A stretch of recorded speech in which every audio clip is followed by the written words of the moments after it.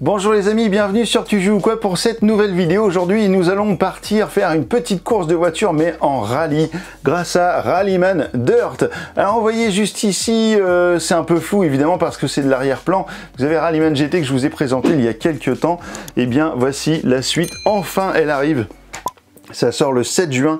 C'est un jeu de Jean-Christophe Bouvier, le génialissime Jean-Christophe, qui a fait également donc Rallyman GT et qui avait sorti également un ticket gagnant sous sa propre maison d'édition. C'est illustré par Joël Drance et Loïc Musy. Et dans cette version de jeu, alors édité chez Synapse Games.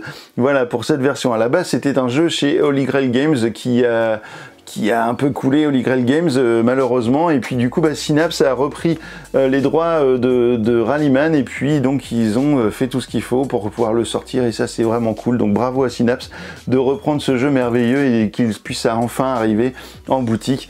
Donc ça c'est génial. C'est un jeu pour combien de joueurs en fait? De 1 à 6 pour 14 ans et plus, c'est pour des parties de 60 minutes. Alors je me demandais pour combien de joueurs, parce que contrairement à Rallyman GT où on joue à plusieurs, en fait là moi j'ai joué principalement en solo à Rallyman Dirt parce que ça se prête super bien au solo. C'est vraiment une belle expérience de course en solo. Voilà, je vous montre tout ça tout de suite et puis je vous retrouve tout à l'heure pour mon avis sur Rallyman Dirt. À tout à l'heure.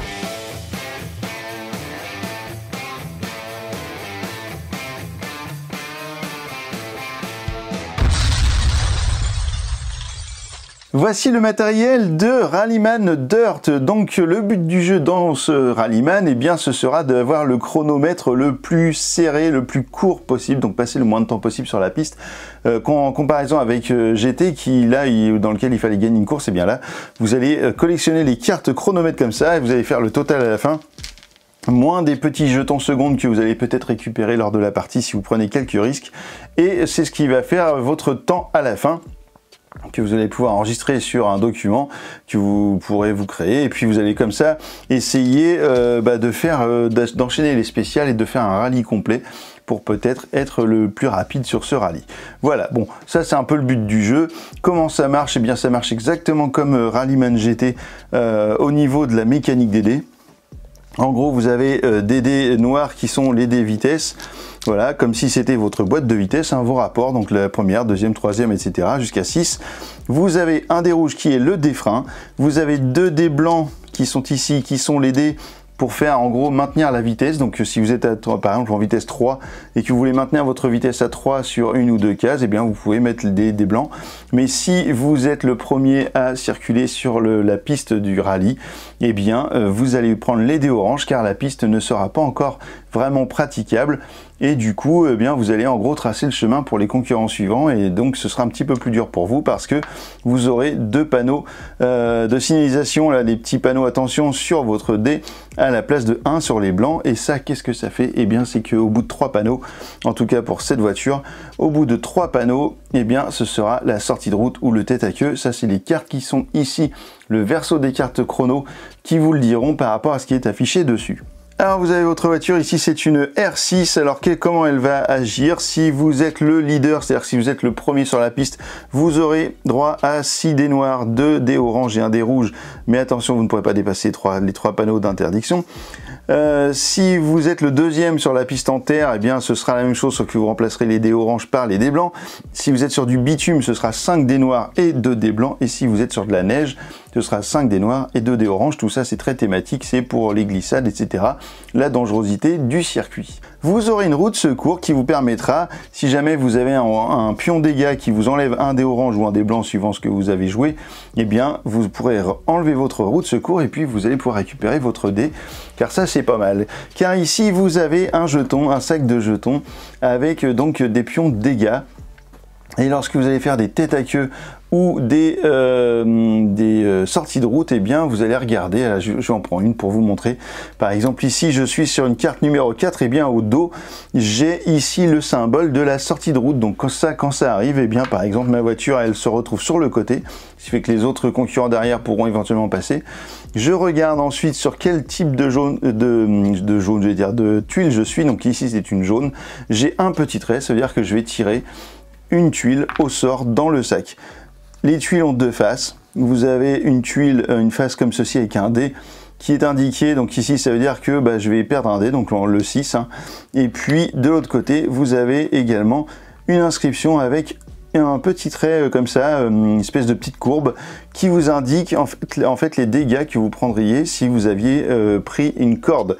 Voilà, car vous allez pouvoir passer les virages de 3 manières différentes, soit à l'intérieur en les prenant en vitesse normale, soit en glissade, donc vous aurez une vitesse supérieure, mais par contre vous allez passer plus de cases, vous allez sortir avec une vitesse supérieure, donc avec un meilleur temps, ou alors carrément à la corde, comme ce virage là qui propose la corde en plus avec une vitesse encore plus rapide, là avec un gros dérapage sur le côté, mais en tirant des jetons corde ici et puis en appliquant les dégâts. Donc en fait pour les cordes, eh bien vous avez trois choses possibles, soit le hockey, soit le -1. Alors ça, le -1, eh bien en fait ce sera pas un malus pour vous.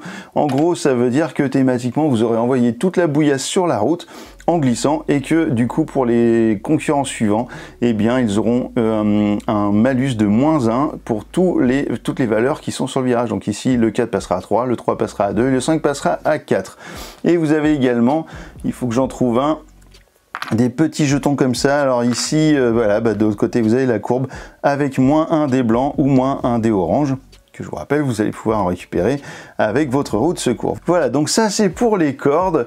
Je vais y revenir dans un instant, mais je vais vous montrer un petit peu comment ça se passe le jeu. Alors vous allez partir du départ, je remets la carte 4 juste ici, et vous allez partir donc à vitesse, vous êtes à 0, vous êtes à l'arrêt, vous allez partir à la vitesse 1. Alors vous avez une possibilité de faire un départ canon. Je vous le conseille moyen parce que en fait ça vous permet d'aller plus vite, mais en gros lorsque vous allez lancer votre dé 2 pour démarrer en rapport 2, et bien si vous avez un triangle, vous terminez votre tour tout de suite à cet endroit là et puis vous prenez une carte 2, donc c'est vraiment pas Jojo si vous faites ce genre de truc.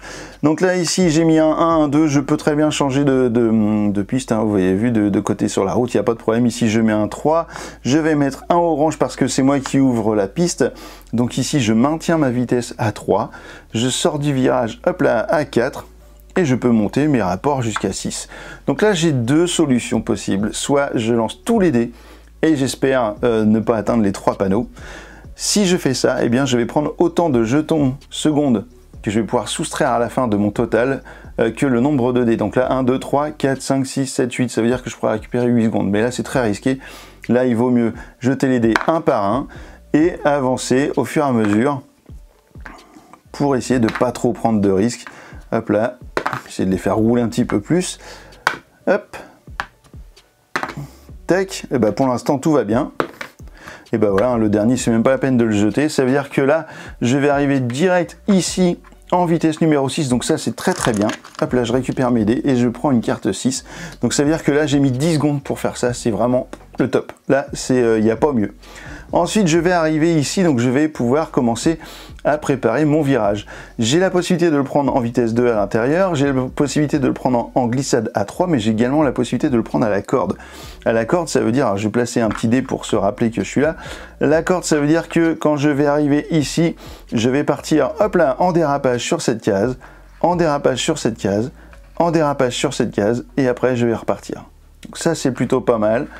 C'est un truc qui peut être cool, par contre forcément il y a des risques, mais vous économisez quand même pas mal de cases. Alors ça veut dire que là, eh bien, je vais devoir arriver, si je veux faire la corde, eh bien, je vais devoir arriver à vitesse 2 et rester à vitesse 2 et ressortir à vitesse 2. Donc là j'étais en 6, donc je vais par exemple être en 5, ensuite en 4 ici, ça veut dire que là je vais pas y arriver à prendre la corde parce que je vais arriver trop vite. Mettre le 4 comme ça, sinon ça va me porter malchance peut-être. Eh bien c'est pas grave, on va faire un 3 ici et on va rester en 3, en vitesse 3, et je vais me mettre ici. Alors vous voyez que si je pars en dérapage, en fait les pointillés ici, les cases comme ça me comptent pour 2 cases, mais ça peut être bien parce que je gagne quand même 10 secondes à être en vitesse 3, donc ça peut être intéressant. Donc là j'ai 5 dés, et bah écoutez, vous savez quoi, je vais... bah non, j'aurais pu faire autrement, attendez, qu'est-ce que je vous raconte, 5, 4, ben oui, je peux faire un freinage. Hop là, je vais faire un freinage ici, ensuite du coup je suis bien en 2, je reste en 2 ici, je passe en 2 le virage, Et ensuite, bah voilà, c'est ça qu'il faut faire. Ensuite, j'accélère en 3. Comme ça, je vais sortir du virage et je vais faire la corde. Donc ça, c'est très bien. Allez, je vais lancer les dés un par un parce que j'ai pas envie de prendre de risques. Hop là, un premier panneau, ça craint. Là, je lance les 2 dés, le dé de frein et le dé. Voilà, ça c'est cool, c'est passé. Il me reste pas beaucoup de dés, on est bien. Ah, un deuxième panneau. Alors là, j'ai 2 solutions. Soit j'arrête ici, je prends pas de risque, soit je lance mon 3 au risque de me prendre un panneau, parce qu'il y a quand même 2 panneaux. Si j'avais eu un dé seconde ici, que j'aurais pu récupérer avant, j'aurais pu sécuriser un dé. C'est-à-dire que là, par exemple, mon 1, je donne mon jeton seconde et je sécurise ce dé-là, du coup je ne le lance pas parce que, en fait, même si c'est un triangle, bah, ça ne se comptera pas comme un triangle.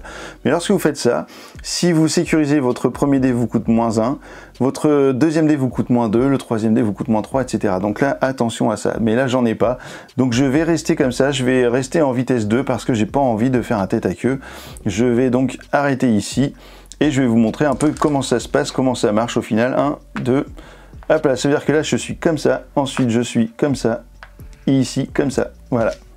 Donc là j'ai arrêté mon tour en vitesse 2, je prends 40 secondes. J'avais fait un très bon tour au début, donc tout va bien.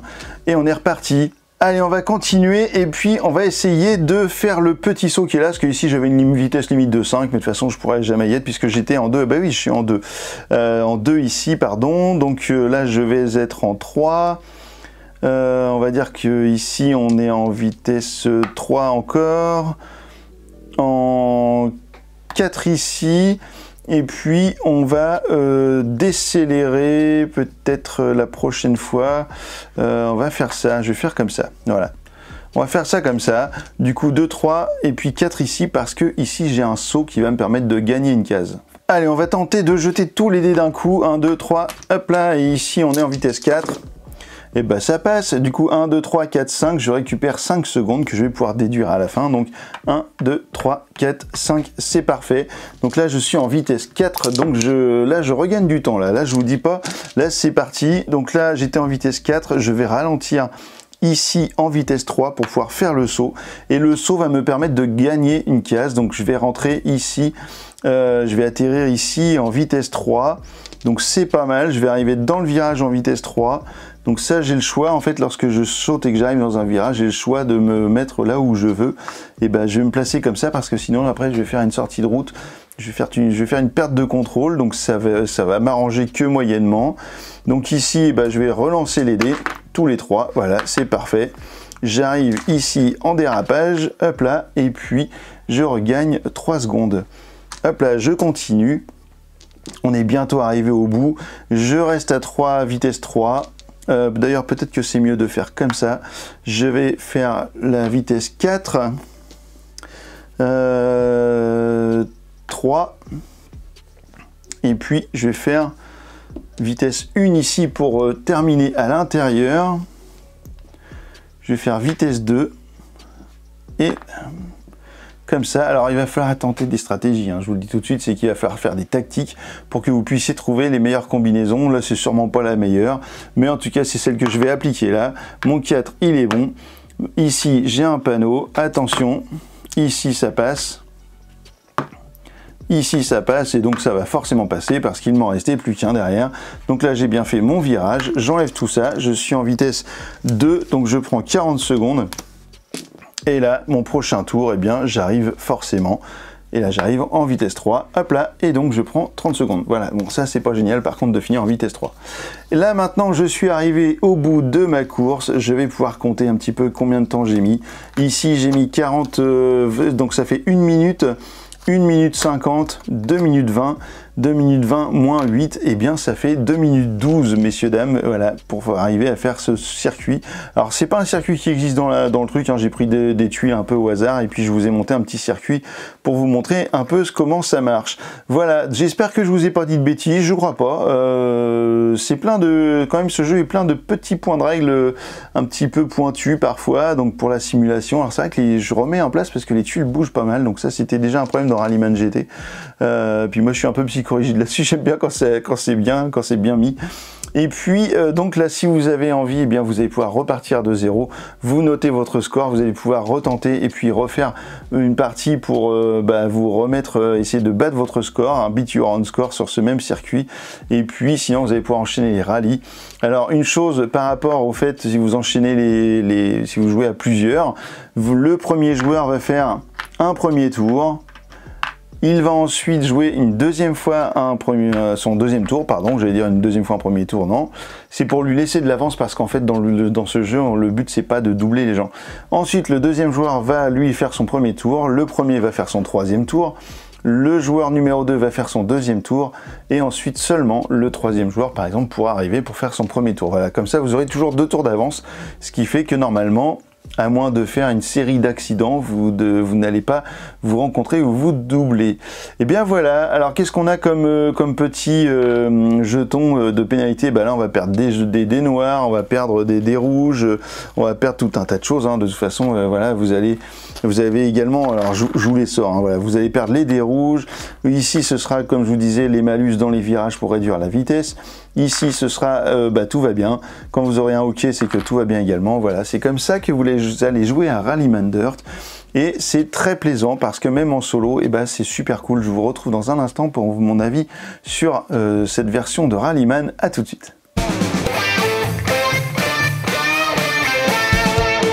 Et bien voilà, maintenant vous savez tout sur Rallyman Dirt. Alors qu'est-ce qu'on en a pensé? Eh bien au niveau des illustrations, déjà je vais commencer par ça, c'est absolument magnifique. La boîte déjà de Rallyman GT était splendide, celle-ci n'est pas moins belle, elle est vraiment superbe et tout le matériel est très bien illustré. J'adore le design des tuiles, on est vraiment comme dans la lignée de ce qui avait été fait sur GT, donc c'est vraiment super.